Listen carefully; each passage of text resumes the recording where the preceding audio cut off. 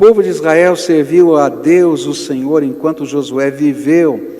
E depois que ele morreu, eles ainda continuaram a servir o Senhor enquanto viveram os líderes que tinham visto tudo o que o Senhor havia feito por Israel.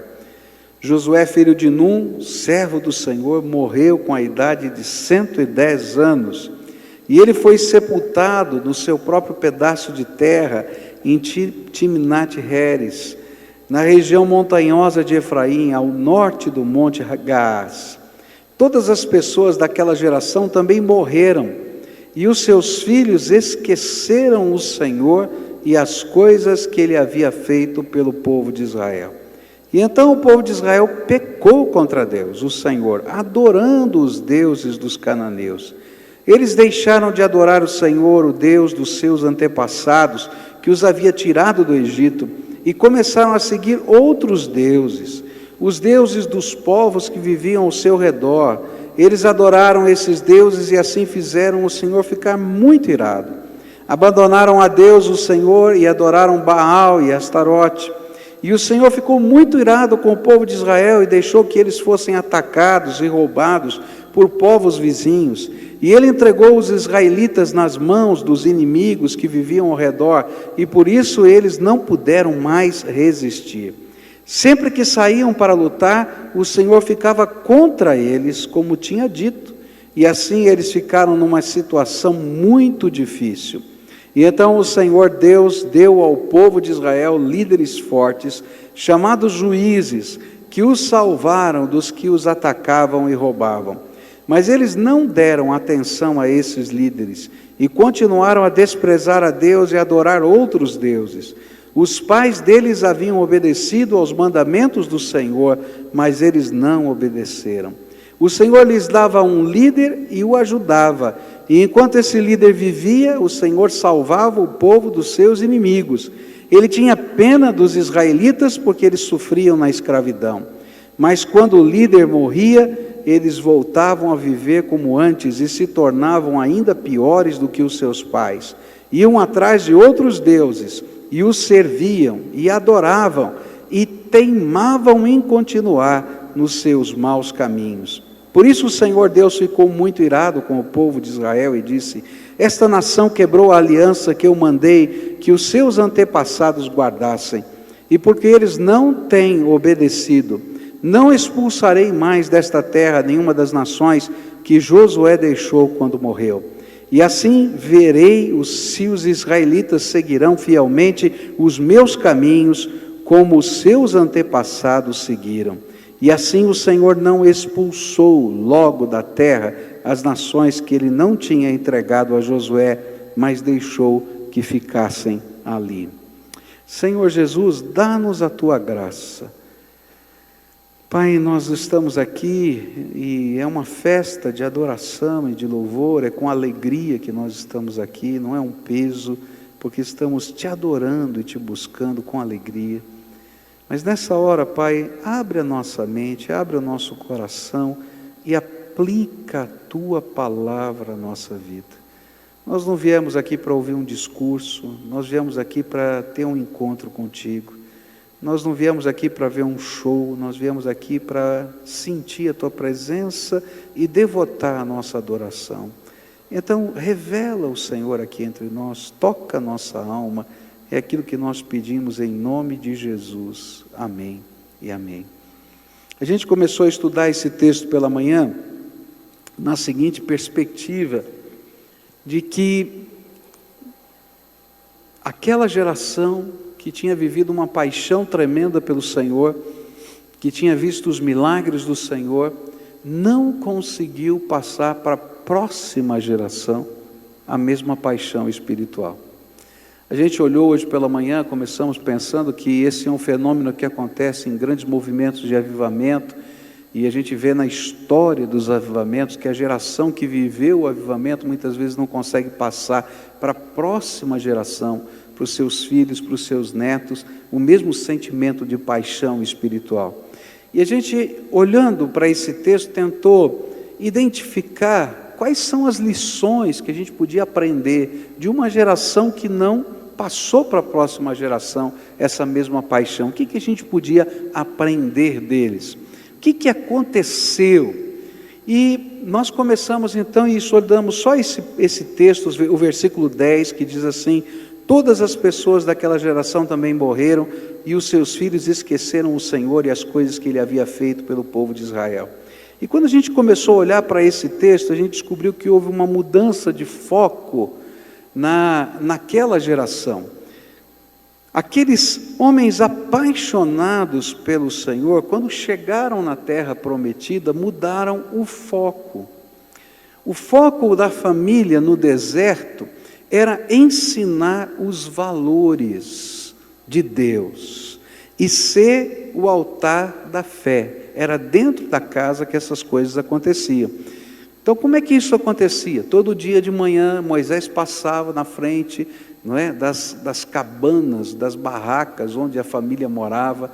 O pai de família estava na porta, e ele estava ali esperando Moisés passar, e toda a família estava atrás, espiando, porque quando Moisés entrasse no tabernáculo, a nuvem da glória do Senhor descia sobre o tabernáculo, e ficava uma neblina densa que envolvia todo o arraial, e aí todo mundo se colocava de joelho, com a boca no pó, porque Deus estava presente no meio deles, e esse era o sentimento deles. E aí, quando terminava esse tempo de adoração, de louvor espontâneo, porque Deus estava presente, aquela família se levantava, porque logo em seguida caía o maná do céu, e saía toda a família para recolher o maná, porque a comida que eles comiam era um milagre, era o pão do céu que caía, o maná. E aquela família então celebrava isso com o Senhor, e eles estavam vivendo essas coisas, e a gente aprendeu isso pela manhã. Mas quando eles chegaram na terra prometida, o foco da família mudou. O foco da família agora era conquistar a terra, manter a terra e produzir. E aí o foco da família deixou de ser valores e fé, e passou a ser a terra, conquistar, manter e produzir. E quando a gente inverte a prioridade ou muda o foco da família, então a gente tem um problema que a gente vai colher ao longo do tempo. Os nossos filhos não vão entender o valor da nossa vida com Deus, da nossa adoração e da nossa fé. E nós estivemos pensando hoje de manhã sobre isso, como nos nossos dias também o foco da família mudou.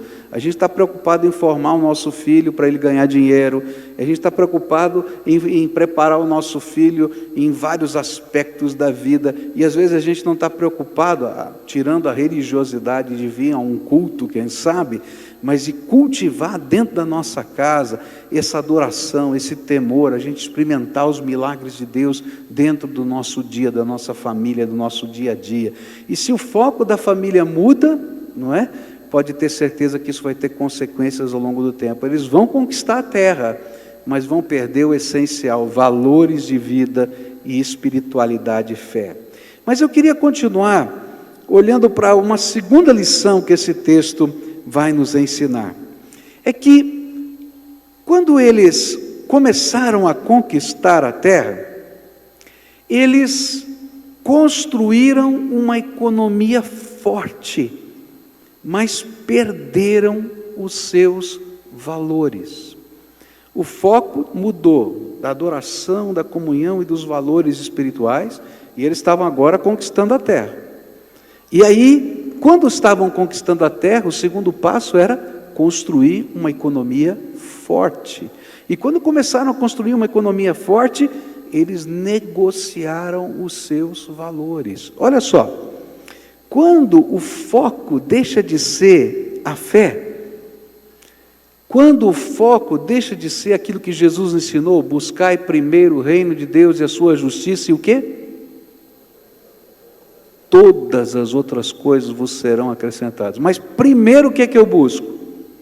O reino de Deus e a justiça dele. Quando eu começo a buscar todas as outras coisas, e deixo o reino de Deus e a justiça como um acessório a uma inversão de valores, e eu começo a negociar os meus valores. E aí, essa terra que passou a ser a primeira coisa, vai nos levar a flexibilizar os nossos valores. Por isso, eles foram capazes de construir uma economia forte, mas sem levar em conta as ordens de Deus, ou melhor, flexibilizaram os valores que o Senhor havia dado para eles. Olha o que vai acontecer na história. Capítulo 1 do livro de Juízes vai dizer para a gente que eles chegaram e eles tinham uma ordem, tinham que expulsar todos os povos daquela terra. Todos aqueles antigos moradores tinham que ser expulsos daquela terra. Mas eles chegaram lá, começaram a conquistar a terra e tiveram um pensamento econômico. Veja bem, se eu mando esse cara embora, tá? Eu já ganhei a batalha. Se eu mando esse cara embora, eu vou ter que trabalhar essa terra. Agora, se eu deixar esse cara aqui, e agora eu passo a ser o dono da terra, e ele tem que trabalhar para mim, e metade da produção dele é minha. E aí então os povos da terra conquistados passaram a ser meieiros. Eles começavam a produzir, e metade de toda a produção, sem que eles tivessem que trabalhar, eles passavam lá no dia certo e recolhiam.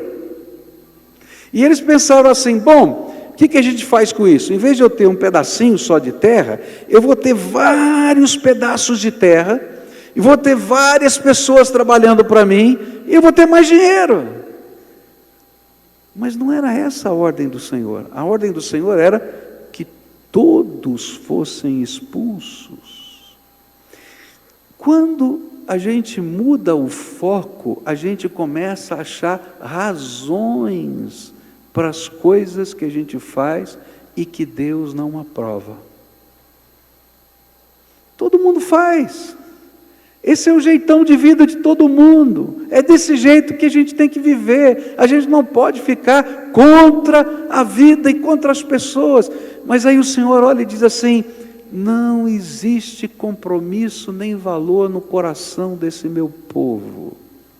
E mais, a gente pode até ganhar a terra, e pode até ganhar dinheiro, mas vai perder os nossos filhos. E olha só o que vai acontecer. Juízes capítulo 2, a partir do versículo 1 e verso 2, Deus vai fazer uma coisa tremenda. Está havendo um ajuntamento do povo, uma grande celebração, como se fosse um culto como esse, só que um culto em que vem todos os representantes de todas as tribos de Israel, e eles estão juntos. Enquanto eles estão celebrando, sabe o que aparece? O anjo do Senhor aparece no meio deles. Quem foi o anjo do Senhor? Vocês lembram na guerra, quando foi conquistada a cidade de Jericó? Estava Josué orando, perguntando: Senhor, como é que nós vamos derrubar essas muralhas? E aparece o anjo do Senhor diante de Josué e vai dizer para eles: vocês vão marchar em volta da muralha, né? Vão marchar durante 7 dias, no 7º dia vão marchar 7 vezes, na 7ª vez vocês vão gritar e as muralhas vão cair. Esse era o anjo do Senhor. Mas agora está todo mundo lá celebrando, lá fazendo uma das festas da religião. E aparece o anjo do Senhor, e eles todos têm a visão do anjo do Senhor, e o anjo do Senhor começa a pregar, a profetizar, e ele diz o seguinte, versículos 1 e 2, o anjo do Senhor foi de Gilgal a Boquim, e disse aos israelitas: eu tirei vocês da terra do Egito, e os trouxe à terra que havia prometido a seus pais. Eu disse: nunca quebrarei a aliança que fiz com vocês. Não façam nenhum acordo com os moradores desta terra. Pelo contrário, derrubem os altares deles. Mas vocês não fizeram o que eu disse. E em vez disso, vejam o que fizeram. E aí vem o sermão do anjo. Dizendo assim: vocês mudaram o foco. Vocês acharam a grana mais importante do que os valores. E agora, diz o anjo do Senhor, esse povo não vai sair mais daqui, vocês vão ter que viver com eles, e no futuro, eles vão virar seus inimigos, e mais lá na frente, vocês serão escravos deles.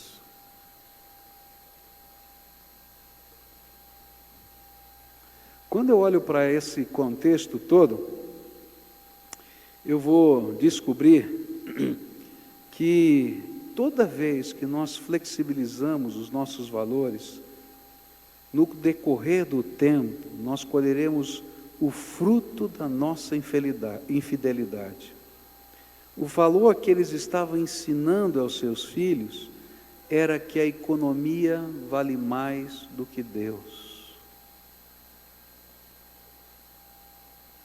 Eles pensavam que a maneira de administrarem os recursos de Deus, que eles tinham engendrado, era melhor, e que o preço a ser pago pelo valor e pelo princípio era caro demais.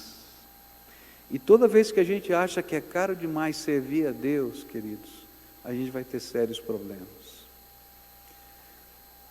Na década de 80 aconteceu uma coisa no Brasil, muito séria. Até a década de 80, você tinha um número maior de casamentos do que de pessoas que viviam juntas. Mas havia uma lei injusta no nosso país, que não existe mais. Era uma lei da Previdência Social que dizia que se um viúvo ou uma viúva que fosse pensionista, ele se casasse, né, ele perdia a pensão, não é, daquele do seu antigo marido, da sua antiga esposa, do falecido.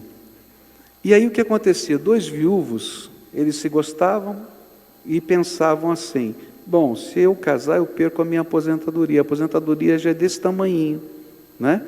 E não vai dar para viver, e se der algum problema, morreu o outro, eu fico sem pensão, porque eu casei depois que ele era pensionista. E então, por causa dessa lei injusta, muitos velhinhos começaram a se juntar e não se casar. E aí você fica perguntando, por que hoje o valor do casamento não é tão forte? É porque aquela geração entendeu que o valor econômico era mais importante do que o valor moral. E quando uma geração anterior não diz que vale a pena pagar o preço do valor, mesmo com prejuízo, a gente vai ensinar a nova geração que não existe valor. Quando o vovô e a vovó não ligam mais para o casamento, quem vai ligar? Você está entendendo? O que a Bíblia está ensinando para a gente é que toda vez que eu mudo o foco e eu flexibilizo os valores de Deus na minha vida, eu vou colher na minha geração e na próxima os frutos dessa flexibilização. Se eu não tenho um valor moral firme na minha casa, se eu não lido direito com os meus negócios, mesmo perdendo por causa disso, mesmo que tenha que pagar o preço, eu vou ensinar para a próxima geração que as coisas de Deus não são tão importantes assim. Eu vou ensinar que não vale a pena ser honesto, depende da circunstância. Não vale a pena a gente colocar Deus em primeiro lugar, depende da circunstância. Queridos, essas coisas não dependem das circunstâncias. O Senhor tem que ser o dono absoluto da nossa vida, dos nossos valores. A nossa regra de fé e prática é a Bíblia, a palavra de Deus. Não dá para a gente desviar nem para a direita e nem para a esquerda. Não dá para acrescentar um tio. A Bíblia diz: se eu acrescento um tiozinho, um pontinho a mais, eu sou maldito, porque eu estou fora da vontade de Deus. Valores e princípios são inegociáveis, eles não são moeda de troca. E queridos, se a gente não ensina isso, vivendo essas coisas dentro da nossa casa, ninguém vai ensinar isso para os nossos filhos. Como é que funciona isso na prática? Tá? Há valores que compõem a nossa vida. O valor da fé é um valor importante para você? Pague o preço. Está entendendo? O valor da honestidade é importante para você? Pague o preço. Pague o preço nos seus negócios. Pague o preço. Eu estava ouvindo uma conversa de família e achei tão bonito isso, né? Que nessas compras de Natal, numa loja, colocaram num dos pacotes uma camisa a mais, que não foi comprada, que não estava na nota. E aí estavam conversando em família, nós temos que voltar na loja e devolver essa camisa a mais. E foi toda a família de volta, 2 dias depois, para devolver a camisa a mais. Isso é valor. Isso é que a gente está ensinando, não nos pertence. Mas não é só nessas coisinhas pequenas, são nas grandes coisas também, mas elas começam a ser vivenciadas nas pequenas. Não flexibilize os seus valores. A economia, queridos, não é o maior valor de uma família e de uma vida. Eu falei para vocês, né, que hoje a economia na Europa está tão ruim, né? E o que a gente vê é um grande desespero na Europa, porque quando o valor passa a ser só a economia, quando tem uma quebra financeira não sobra nada, só um vazio absoluto. E sabe, isso não é uma coisa que só os religiosos estão falando, não é? Tem um livro aí que não é de religioso, né? Se eu não me engano é Pai Rico, Filho Pobre, não é isso? Pai Rico e Pai Pobre, é isso? Eu não sei o nome, mas é mais ou menos isso, né? Mas que ele vai falar exatamente essa coisa. O vovô ensinou o valor, o pai viveu o valor e construiu a fortuna. E ele passa para o filho que não tem valor e perde a fortuna. E não sobra nada. Ele está contando a mesma história que está contando aqui. E ele está analisando a sociedade de hoje, a sociedade do nosso mundo. Queridos, a família existe para ser o berço da nossa fé e dos nossos valores. E isso não é terceirizado, não dá para mandar para a escola, não dá para pagar professor para fazer isso. Eles vão olhar no teu olho, vão perceber em você. Você é o mentor destas coisas. E se você está pronto a pagar os preços desses valores na sua vida. E eu tenho aqui algumas perguntas para você. De que maneira a sua fé tem determinado, por exemplo, o seu sim e o seu não? Porque a Bíblia diz assim, seja o seu sim, sim e o seu não, não. Porque o que passa disso é de procedência maligna. O que ele está dizendo? Você é uma pessoa séria, que diz sim e que diz não, confiável. Porque se não for, queridos, o valor já se perdeu. Uma segunda pergunta que eu tenho para você aqui, é como você contabiliza os seus negócios? Não existe vida profana e vida religiosa. Só existe uma vida, é de uma pessoa. E os valores têm que permear todas as áreas da vida. Como você decide os lugares que você frequenta, as palavras que você fala, a sua sexualidade? Queridos, você é uma pessoa, e se essa pessoa não for determinada pelos seus valores, nem essa geração, nem a próxima serão abençoadas. Porque os nossos valores, eles são revelados naquilo que você busca primeiro. Qual é a maior busca da tua vida?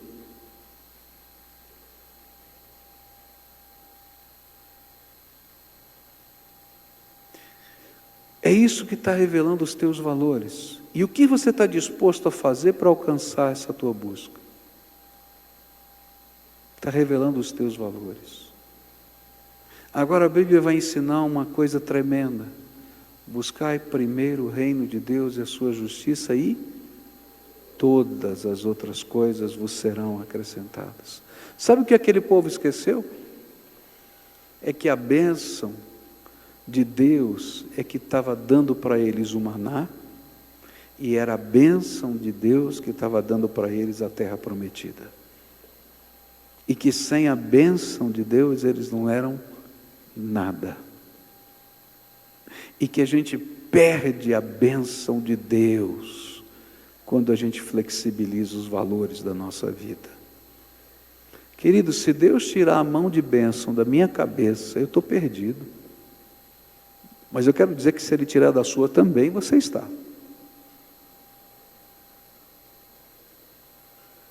Porque você não vai conseguir fazer nada, querido. Porque é a bênção de Deus que está fazendo diferença na nossa vida todo dia. E Ele não precisa fazer muito, não. Só tirar a mão de bênção. Agora, se Ele desejar puxar a sua orelha, você está perdido. Como esse anjo falou, agora, esse povo vai virar teu inimigo, e vocês vão ser escravos dele, da mesma maneira como foram eles escravos de vocês. Queridos, essa é uma coisa séria que a gente tem que trazer para a nossa vida e para o nosso coração. Terceira lição que eu vejo aqui está nos versículos 11 a 13. Diz assim a Bíblia: então o povo de Israel pecou contra Deus, o Senhor, adorando os deuses dos cananeus, e eles deixaram de adorar o Senhor, o Deus dos seus antepassados, que os havia tirado do Egito, e começaram a seguir outros deuses, os deuses dos povos que viviam ao seu redor. E eles adoraram esses deuses e assim fizeram o Senhor ficar muito irado. Abandonaram a Deus, o Senhor, e adoraram Baal e Astarote. A terceira lição é que não existe neutralidade nessa batalha espiritual que nós estamos vivendo. Ou nós conquistamos, ou nós somos conquistados. E o que aconteceu foi que o conquistador da terra foi conquistado pelo modo de vida e fé do povo conquistado. E aí a pergunta é: quem ganhou? Eles ganharam a batalha pelas terras por um tempo. Depois perderam as terras de novo. Mas perderam a guerra da fé. E o pior é que passaram a ter dois inimigos: os povos que haviam conquistado e o Deus que lhes havia dado a vitória. E aí o texto vai dizer: o Senhor ficou muito irado com esse povo e deixou que eles fossem atacados e roubados por povos vizinhos, e Ele entregou os israelitas nas mãos dos inimigos que viviam ao redor, e por isso eles não puderam mais resistir. E sempre que saíam para lutar, o Senhor ficava contra eles, como tinha dito, e assim eles ficaram numa situação muito difícil. Quando nós flexibilizamos os nossos valores, nós perdemos a capacidade de influenciar o mundo que está à nossa volta, e passamos a ser influenciados por esse mundo. E aí começam a acontecer algumas coisas muito estranhas. A nossa teologia passa a ser uma teologia que reflete a conformação com esse mundo.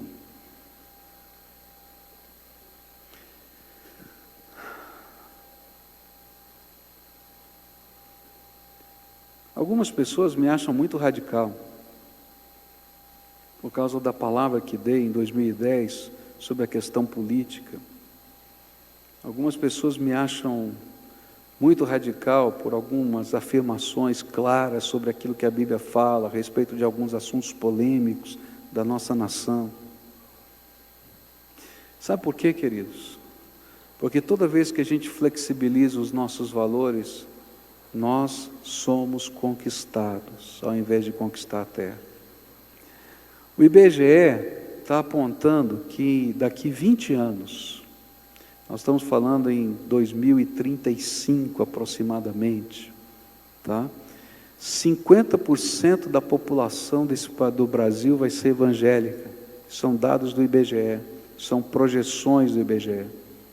Agora eu fico pensando, que adianta ter 50% da população do Brasil evangélica, se continua havendo tanta corrupção como tem havido, se esse desmando social está acontecendo, se essa violência está acontecendo dessa maneira, se essa sexualidade tão enrolada está acontecendo desse jeito, se o número de divórcios está crescendo tão assustadoramente, e não estou falando só fora dos arraiais cristãos, mas dentro das igrejas evangélicas, se continua tendo abuso sexual, e eu não estou falando fora das igrejas evangélicas, estou falando dentro das igrejas evangélicas, se está acontecendo, o que adianta? É a mesma coisa. Agora, se a gente tiver um povo comprometido com o Senhor, pronto a pagar qualquer preço, radical nos valores de Deus na sua vida, eu tenho certeza que não vão fazer diferença nessa terra. Agora, se a gente tiver um evangelho, água com açúcar, um evangelho que a gente acha respostas teológicas para tudo que a gente queira fazer, do jeito que a gente queira fazer, que tudo depende e que não tem nenhuma verdade, então, queridos, esse não é o evangelho da Bíblia. Mas como é que isso vai acontecer? Vai acontecer com uma operação formiguinha. Eu vou me sentir sozinho, você vai se sentir sozinho, mas um dia Deus vai revelar todos aqueles que estão comprometidos com a sua palavra de uma maneira radical e verdadeira, e esse povo vai fazer diferença nessa terra. Agora, sabe o que vai acontecer daqui 20 anos? Se a gente crescer como evangélicos desse jeito, sem valores, sem princípios, sem guardar as coisas básicas da nossa fé, como eu falei hoje de manhã, a gente celebrar a Deus dentro da nossa casa com o nosso culto doméstico, a gente vai viver, daqui 20 anos, a gente vai viver a era dos desiludidos. Sabe o que é? Eu não creio mais em nada. Porque essa palavra, ela vai ser uma palavra que vai ser pisada, envergonhada por essa geração. Consegue entender isso? Como é que a gente passa a paixão espiritual para a próxima geração, queridos? Quando a gente se torna o tabernáculo dos valores e da fé dentro da nossa casa. Quando a gente não vende esses valores de maneira alguma, a gente não negocia, ele não se torna moeda de troca de nenhuma maneira na nossa vida. E quando nós conquistamos essa terra, ao invés de sermos conquistados por ela, meus irmãos, se o nosso evangelho não for o poder de Deus para transformar todo aquele que nele crê, então ele não é evangelho.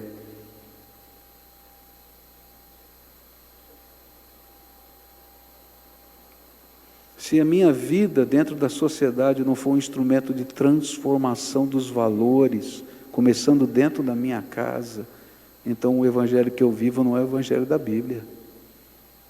Se não mudou nada na tua vida, então, por favor.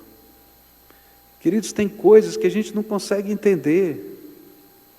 Como é que um pai crente leva o seu filho numa festa rave? Eu já vi. Nós tivemos um testemunho de uma menina aqui, dizendo, pelo amor de Deus, ela trouxe cenas do que acontecia na festa, mostrou no telão aqui, e disse, é isso que acontece, e o pai vai lá, entrega na mão do diabo, e vai buscar às 6 horas da manhã, toma vergonha na cara, meu senhor, minha irmã, para com isso. O que eu vou fazer com o meu filhinho, tadinho dele, ele vai ser discriminado na escola. É melhor ser discriminado na escola e depois ficar chorando porque ela está viciada em drogas, porque foi estuprado no banheiro, porque houve um tiroteio e morreu na esquina. Você está entendendo? Há valores que não se negociam. A gente vive uma geração de crentes que não apenas negociam os valores, como patrocinam, pagam a conta das coisas erradas. A gente não ensina respeito dentro de casa e nem fora de casa. E é por isso que a gente tem esse problema dentro das escolas aí. Tem vários diretores aqui, sabem o que eu estou falando. Onde os professores têm medo de dar aula.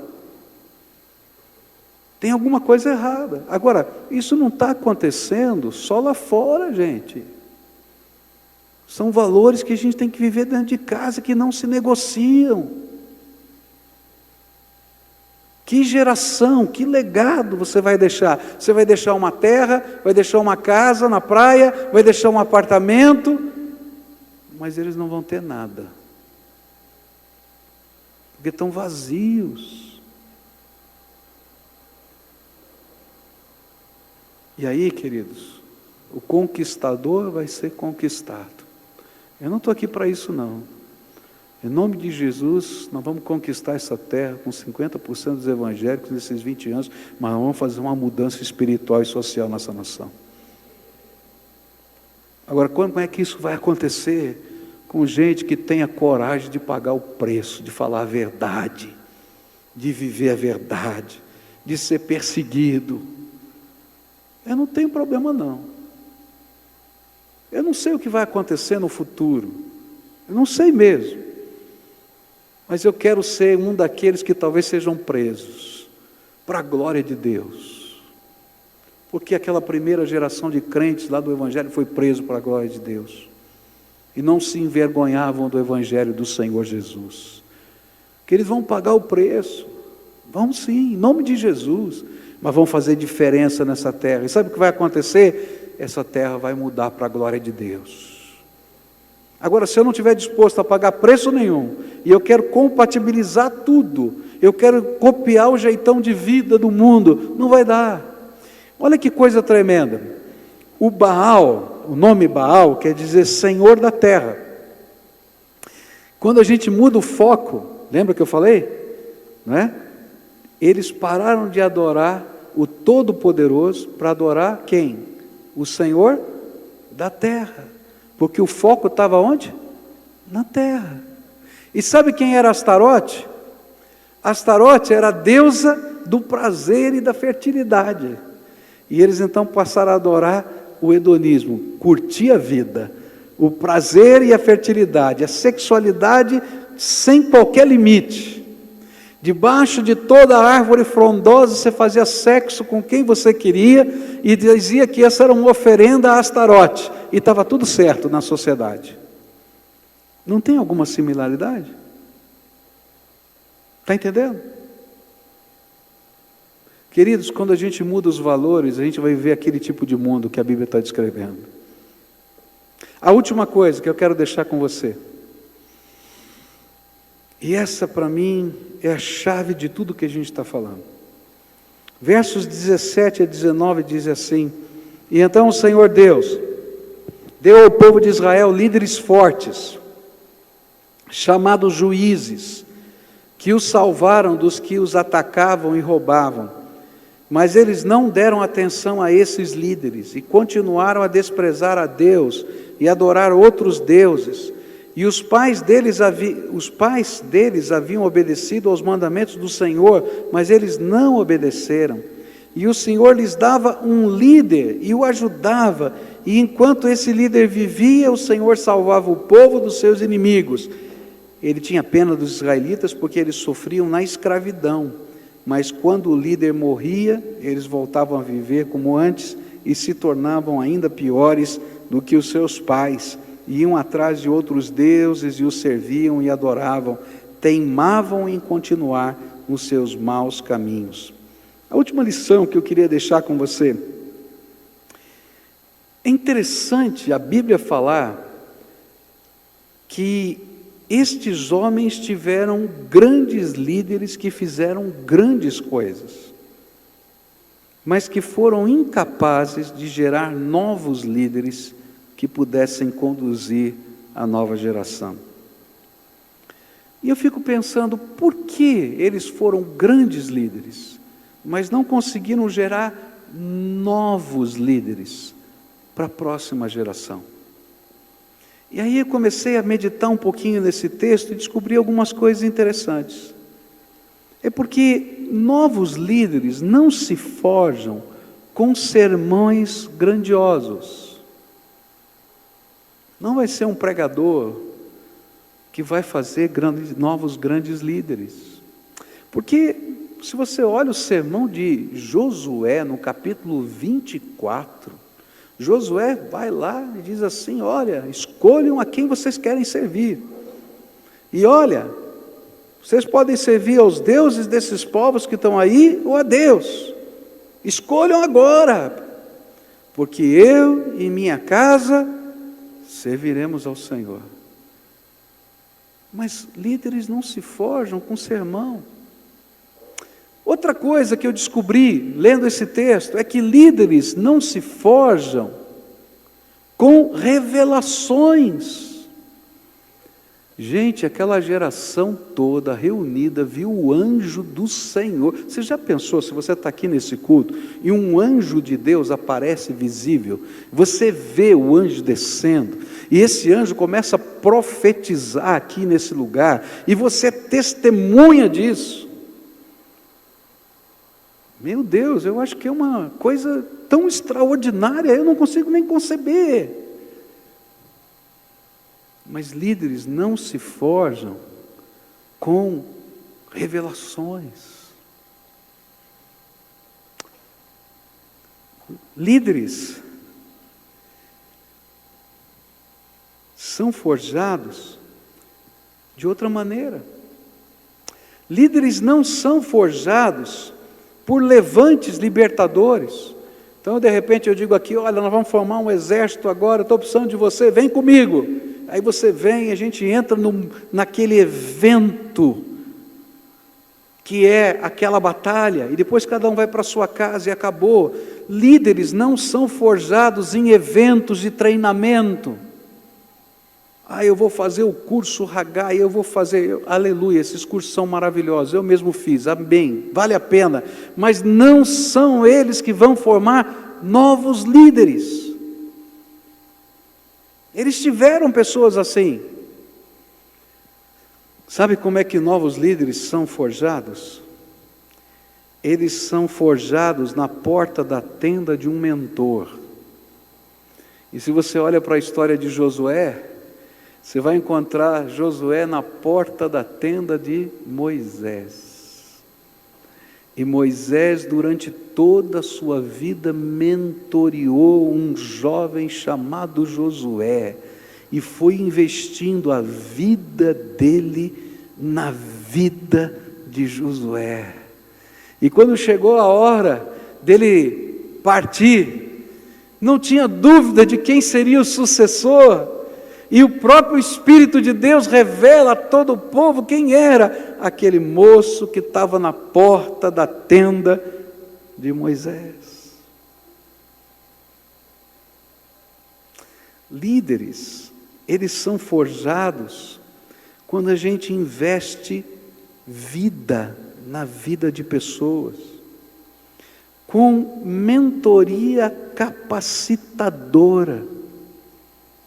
Eu comecei a olhar para a minha vida e eu fiquei imaginando como é que eu me tornei um líder. E se hoje eu estou aqui nesse púlpito, se hoje eu estou na presidência da convenção, houve muitas pessoas significativas na minha vida em que eu pude estar na porta da tenda dessas pessoas, e foi a vida delas investida na minha vida que forjou o que eu sou hoje. E eu me lembrei de um pastor, já jubilado hoje, pastor Wilson Devidé. Naquela época ele era um jovem, não era nem pastor. Ele era líder de um movimento jovem, onde eu fui impactado pela primeira vez pela palavra de Deus. E eu me converti, ouvindo ali os testemunhos na casa desse moço. E um dia, eu tinha 12 anos de idade, ele bateu na casa do meu pai, para pedir para o meu pai permitir, porque aquele grupo saía para fazer pregações fora. Eu tinha só 12 anos de idade, ele era um grupo mais velho, eram jovens de 20, 25 anos, eu de só 12. Ele bateu na casa do meu pai e falou: olha, eu queria pedir permissão para o Pascoal vir conosco nos trabalhos evangelísticos que a gente faz. A gente sai sábado cedo, domingo cedo, e ele vai com a gente. Eu só tinha 12 anos. Sabe o que eu fazia? Sabe qual era o meu papel naquele grupo? Eu carregava o balde. Eles usavam um balde de latão assim, grande, onde tinha uma corda de tripa de carneiro e um cabo de vassoura, não é? E aí você esticava aquilo virava o baixo. E a gente usava aquilo no ar livre, no meio da rua. E eu nem tocar o balde sabia. Eu só servia para carregar o balde. Mas enquanto eu carregava o balde, eu estava aprendendo com aquele homem a orar.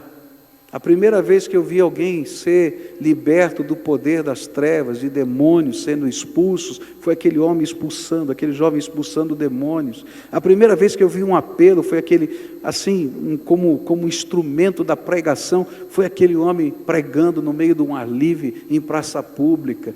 Eu louvo a Deus pela vida daquele moço, que olhou para um garoto de 12 anos e disse assim: eu vou levar esse menino para ficar na porta da minha tenda, ele vai carregar o balde. E a minha paixão evangelística nasceu ali. Mas eu fiquei pensando na minha história e descobri que não foi somente esse homem que me ajudou, porque na vida da gente a gente tem muitos mentores. E aí eu me lembrei de uma outra senhora chamada tia Lilian, já falecida. Era líder de adolescentes da minha igreja. Mas ela era uma líder de adolescentes que não estava preocupada só nos eventos. Ela era pastora da gente. Ela abria a porta da casa dela para virar o point da moçada. E a moçada toda corria para a casa daquela senhora. E a gente brincava lá, tomava café da tarde. Coitada dela, era uma despesa danada. Porque vinha aquela molecada e tomava o café da tarde, pão com manteiga, delicioso, mas era margarina, pão com margarina, delicioso e tal, mas a gente estava lá. Mas essa foi a mulher que tratou do meu coração quando meu pai e minha mãe se separaram, que chorava comigo, que orava comigo, que ouvia as minhas confidências. E foi na porta da tenda dessa mulher que eu aprendi a ser pastoreado e a pastorear, a considerar as pessoas mais importantes do que as coisas, porque essa senhora não tinha nada, às vezes não tinha nem o que comer, porque o marido dela era um alcoólatra, e por isso perdia o emprego tantas vezes, e às vezes ela não tinha o que comer, mas a gente podia chegar naquela casa que ela recebia a gente de braços abertos. Depois eu pensei em alguns outros líderes que influenciaram na minha vida, lá no mundo teológico, lá na faculdade teológica, e eu pensei em homens como Werner Kachel, Karl Lacker, Richard Sturz, Dr. Shedd, pastor Isaltino, pessoas que não eram apenas professores na sala de aula, mas eram pessoas que nos chamavam para o seu gabinete, para a sua casa, e foi na porta da tenda desses homens que eu aprendi a pensar teologicamente.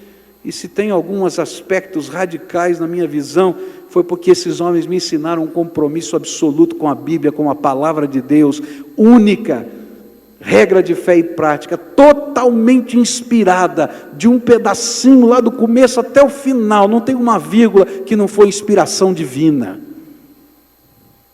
Dou graças a Deus, porque essas coisas foram forjadas no meu coração. Depois eu pensei no meu ministério. E tem um ministério que o pastor Edson faz, que eu recebi de presente de um pastor chamado Plínio Moreira da Silva, que é aquele trabalho de acompanhar o novo pastor que vai para o exame. Ele fez exatamente o que o senhor faz com os nossos ministros todos, ele fez comigo. Ele disse: você já viu isso? Eu vou te ajudar. E toda semana se reunia comigo para você vai fazer o exame, eu vou te ajudar. Você está entendendo? É gente que investe a vida na vida da gente. São os nossos mentores, são os nossos discipuladores. Dentro da vida denominacional, eu tive duas personagens importantíssimas, um chamado pastor César Tomé, que muitos aqui conhecem. Ele foi aquele homem que me chamava e me ensinava o que significava a vida denominacional, o que você faz, o que você não faz, como me aconselhava, me chamava para almoçar com ele. E pastor Irlande Pereira de Azevedo foi o primeiro que teve coragem de colocar um menino de 26 anos para pregar na Convenção Batista Brasileira em 1985, ele que me convidou para pregar, foi indicação dele. Esses são pessoas que mentoriam a nossa vida. Você tem os seus. E se você é o que você é hoje, é porque você teve mentores. Mas a gente só vai passar a paixão espiritual para a nova geração se você estiver disposto a mentorear pessoas. Quem você está mentoreando hoje? Quem está debaixo da tua responsabilidade espiritual? Quem está na porta da tua tenda para aprender a caminhar com Deus? Para você passar a tocha do seu ministério um dia. Uma das coisas que eu tenho visto, queridos, que são tremendas, é que muitas vezes as libertações que a gente está buscando na vida de pessoas que nós amamos, não dependem de uma instituição especializada, mas dependem de um mentor especial que dedica tempo para essa vida. E a gente traz para perto, e a gente mentoria aquela vida, a gente investe a nossa vida, a gente chora junto, a gente vai buscar, quando está caído, a gente levanta outra vez, e queridos, a gente forja um líder, e quando a gente sair dali, essa pessoa vai fazer isso com outros. Eu ouvi uma história muito bonita que aconteceu aqui nas células. Uma célula nossa começou a ministrar na vida de um casal e o senhor dessa casa tinha um problema com álcool. E o líder da célula, sabendo disso, um dia perguntou para esse seu liderado que estava lá: qual é o pior dia para você? Ele disse: para mim o pior dia é sexta-feira. Eu saio do trabalho, eu sei que não tenho que voltar no sábado e no domingo, e eu não consigo deixar de ir para o bar. E aí eu bebo, e aí eu vou passar sábado e domingo embriagado. Ele falou: não tem problema. Então toda sexta-feira eu vou buscar você no seu trabalho, e vai ser o nosso tempo de discipulado. E toda sexta-feira ele ia, buscava o homem do trabalho, eles iam estudar a Bíblia, eles oravam juntos, ele ensinava os valores do reino de Deus, e ele deixava esse homem na casa dele, e entregava lá, aqui dentro da nossa igreja. Esse é um líder nosso aqui. Bom, esse homem se converteu, foi batizado, foi transformado, a graça de Deus, ele é um líder. E Deus colocou na vida dele uma outra pessoa que tem problema com álcool. E ele perguntou: qual é o dia mais difícil para você? Ele disse: a sexta-feira. Então eu vou toda sexta-feira e vou te buscar. E ele fez exatamente o que o seu líder tinha feito, e está fazendo diferença nessa terra. Queridos, líderes não são forjados por um sermão, por uma revelação, não são forjados por um evento de treinamento. Líderes são forjados quando a gente investe vida na vida de pessoas. Tem muita gente aqui que Deus deu dons especiais, capacidades especiais, visões especiais em áreas específicas. Quem você está formando? Quem são os líderes? Gente, como nós precisamos de homens de Deus, cheios do Espírito Santo, que entendem de economia, para sentar com homens de Deus, que não entendem nada, e possam ser líderes na vida econômica da sua casa. Mas isso não se ensina num curso, queridos, tem que sentar junto, e toda semana dizer: vamos prestar contas, vamos ver como é que está acontecendo, eu vou te ajudar. Está entendendo? Tem gente que está precisando da sua casa ser reconstruída, e isso não vai acontecer num sermão, vai precisar de um outro casal que diga aqui: nós vamos trabalhar com você, nós vamos orar junto, nós vamos caminhar junto, que vai chegar e dizer: moça, fica quieta, agora não é hora de falar, para com isso, porque você tem autoridade para fazer isso. E que depois, quando essa vida for acertada e consertada, eles vão fazer isso com outros. E esse é o princípio da palavra de Deus, que você vai pegar as verdades tão preciosas que você recebeu, e você vai escolher pessoas idôneas, e você vai investir a tua vida na vida delas. para que elas possam no futuro investir na outra geração. E sabe, irmão, se a gente começar a viver isso, a paixão espiritual vai passar de uma geração para outra. Mas sem investir vida na vida das pessoas, nós não vamos passar a paixão espiritual para a próxima geração. Às vezes a gente tem que fazer isso com os nossos filhos.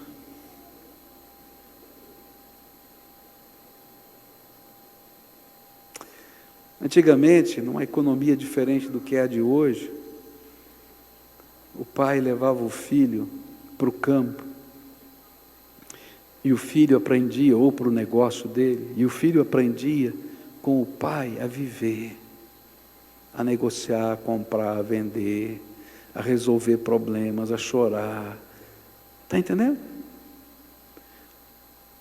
E hoje a gente terceiriza tudo isso. Queridos, ninguém ensina valor e ninguém ensina vida para os nossos filhos, a não ser a gente mesmo.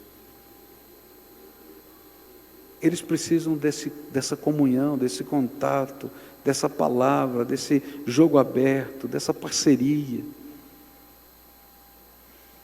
Um pai veio me procurar e disse assim: olha, estou com um problema de pornografia com a vida do meu filho, o que eu faço? Eu ouvi falar disso, daquilo outro. E aí então eu disse para ele: por que você não conversa com o seu filho e diz assim: olha, isso também é uma tentação na minha vida, e nós dois vamos nos ajudar. Eu vou colocar um programa no meu computador e vou colocar um programa no seu computador. Se eu entrar em alguma coisa errada, você vai ver, e você vai poder cobrar isso de mim. Se você entrar numa coisa errada, eu vou poder ver e vou poder te ajudar. Eu nunca pensei nisso. Mas é vida investida na vida. Você é meu parceiro, eu estou investindo em você, você está investindo em mim, e nós estamos construindo um futuro. O maior legado que eu vou deixar nessa terra não vai ser um templo. O maior legado que eu posso deixar nessa terra é se eu deixar líderes fortes que possam continuar a obra de Deus nessa terra. Se os pastores que estão sendo ordenados aqui dentro dessa igreja puderem fazer uma obra maior do que eu tenho feito. Se homens e mulheres que estão aqui como líderes de célula, como diáconos, como professores de escola dominical puderem fazer uma obra maior, porque essa vontade da gente, que obras maiores aconteçam e que essa gente faça coisas maiores. E eu quero celebrar na presença de Deus cada vitória maior, porque eu estou lutando pelo reino de Deus e pela sua justiça. As outras coisas o Senhor acrescenta. Agora, qual é a tua prioridade? Porque isso toma tempo. Investir a tua vida na vida de pessoas toma tempo. Quem é que você está mentoreando? Quem é que você é responsável espiritual? Se não tem ninguém, querido, Deus está chamando você.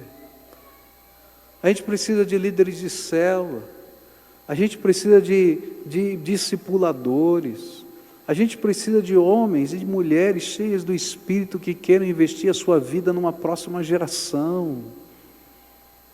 E o potencial de Deus está aqui. Agora, isso não vai acontecer se a gente não pegar essas pessoas e ajudá-las. E queridos, eu comecei carregando o balde.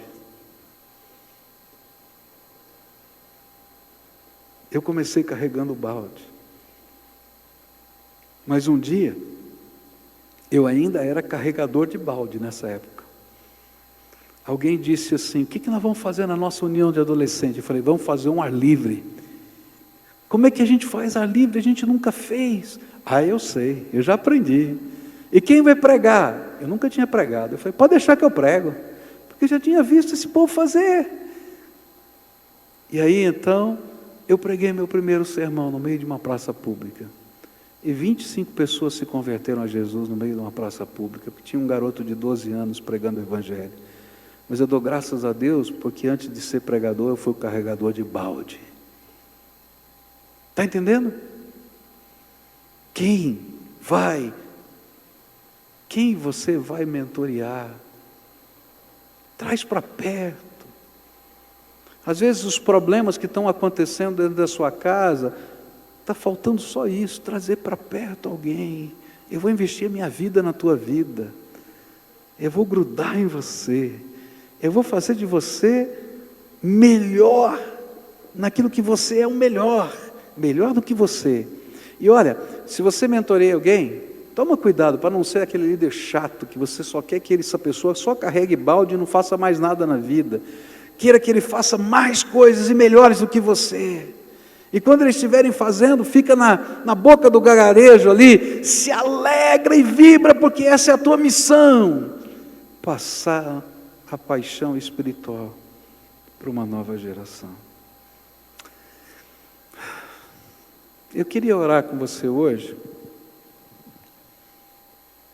E queria pedir que Deus tocasse o seu coração. Isso aqui para mim é o cerne do que Deus quer fazer na nossa vida esse ano. É uma virada que Deus quer dar na vida da gente, como igreja, como povo de Deus. Eu vou te dar alguns dados, só para você saber. Sabe quantas pessoas frequentam a nossa escola dominical e não são membros da igreja? Todo domingo estão aqui e não são membros da igreja. E estão na escola dominical. Eu sei o nome, endereço, telefone, sei tudo. 600. Só na escola dominical. Tem uma geração inteira de mais de 4.000 pessoas que frequentam a nossa igreja todo domingo, quase toda semana, nas nossas células, na escola dominical, no ministério jovem, no ministério de música, em todos os ministérios da igreja, de homens, de mulheres, que estão precisando de pais espirituais, mentores. 70% dos nossos jovens e adolescentes são a primeira geração de crentes. Eles são os únicos crentes na sua família. Eles estão precisando de pais espirituais. Nós temos mais de 1.000 e não sei quantas crianças matriculadas no nosso departamento infantil, de famílias as mais diversos estilos possíveis, que precisam de pais e mães espirituais. Tem uma geração inteira. Deus vai pedir contas para a gente disso. Deus vai pedir contas para a gente disso. Eu confesso para você que eu estou fazendo o máximo que eu posso. Mas eu não sou capaz de fazer tudo. Porque essa não é uma missão de uma pessoa, não é a missão de um sermão, nem de uma revelação, nem de um evento. É de gente que queira investir na vida de pessoas. Eu fico pensando que bênção seria se a gente tivesse tantas mulheres como a tia Lilian foi na minha vida, uma mentora. Coitada daquela mulher, quando eu fico pensando as lutas que aquela mulher vivia com seu marido alcoólatra. Uma viagem que a gente fez, que ela estava nos capitaneando, o marido dela foi, ele bebeu, chegou no alojamento que a gente estava, e não sei o que aconteceu, ele ficou muito bravo, tirou a cinta e começou a querer bater em todos os meninos que estavam lá. Eu imagino que ela vivia todo dia, mas nem por isso ela deixou os meninos dela lá, e nem a casa dela se fechou por causa das lutas. E tem uma geração inteira de líderes, de pastores que passaram pela casa dela. Nós temos muitas desculpas, queridos, para não fazer a vontade de Deus, mas nenhuma delas é válida diante do trono de Deus, porque Deus tem abençoado a tua vida. Então, seja mentor de alguém, na área que você sabe, na área que você conhece, traz para perto, e Deus vai abençoar a próxima geração. Vamos orar pedindo a Deus para nos revelar uma pessoa, pelo menos uma pessoa, perto de você, que você vai dizer: olha, eu vou me responsabilizar por essa pessoa, eu vou orar, eu vou cuidar, eu vou convidar para tomar um café na minha casa, eu vou convidar para sair junto. A gente começa com amizade, a gente investe a nossa vida na vida do outro para fazer o bem, só isso. E Deus vai te dar as ferramentas, porque não é um curso formal, é vida investido na vida. Você concorda em orar comigo por isso? Então curva a tua fronte, pede para Deus: Senhor, me revela uma pessoa, me revela uma pessoa. E olha, não importa a idade que a gente tenha, viu? Tem vários jovens, crianças, adolescentes, sempre tem alguém que está olhando para você. Hoje a gente estava conversando em casa no almoço, né? E a gente estava falando sobre isso. A minha sobrinha, pequenininha, olha para o irmão dela, e os dois às vezes até brigam, porque ele é o ídolo para ela. Sempre tem alguém que está olhando para você, e você é uma pessoa tremendamente significativa. Usa isso para abençoar essa vida. Senhor Jesus, escuta a nossa oração agora e ministra sobre nós. Levanta, Senhor, nessa geração, homens e mulheres cheios do Teu Espírito, que tenham coragem de investir a sua vida na vida de outras pessoas, de discipular formalmente, de mentorear informalmente, de trazer para perto, como afilhado, como amigo, como querido, de andar junto, de sair junto, de abrir o coração, de sonhar coisas maiores até daquilo que a gente faz na vida dessas pessoas, desinteressadamente, simplesmente gerando o bem de uma nova geração. Ó Pai, abre o coração desse Teu povo, que a terra não seja só o foco dessa vida, que a economia não seja só o foco dessa vida, que a gente não esteja apenas conquistando números, mas conquistando a transformação, que o Senhor nos dê graça para investir a nossa vida na vida de outros, porque querido Senhor, o legado que nós vamos deixar aqui são pessoas. Ajuda-nos, Senhor, a construir essas pessoas para a Tua glória. Trabalha no nosso coração, trabalha na nossa alma, trabalha na nossa vida. E, Senhor, derrama da unção do Teu Espírito, olhos para perceber, coração para amar e braços para servir. Ajuda-nos, Senhor, ajuda-nos, Senhor. E que nós possamos ver essa mudança acontecendo dentro de casa, essa mudança acontecendo fora de casa, essa mudança acontecendo no trabalho, essa mudança acontecendo dentro da igreja, essa mudança acontecendo nessa sociedade, porque o Senhor é aquele que está trabalhando em nós.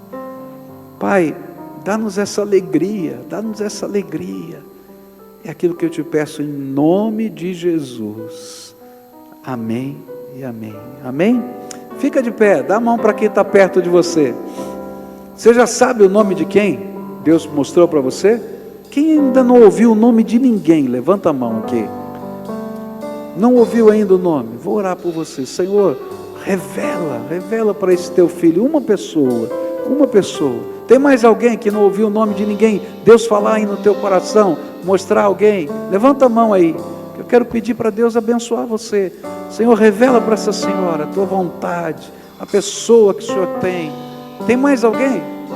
Agora todo mundo aqui ouviu, né? Você não ouviu ainda, querida?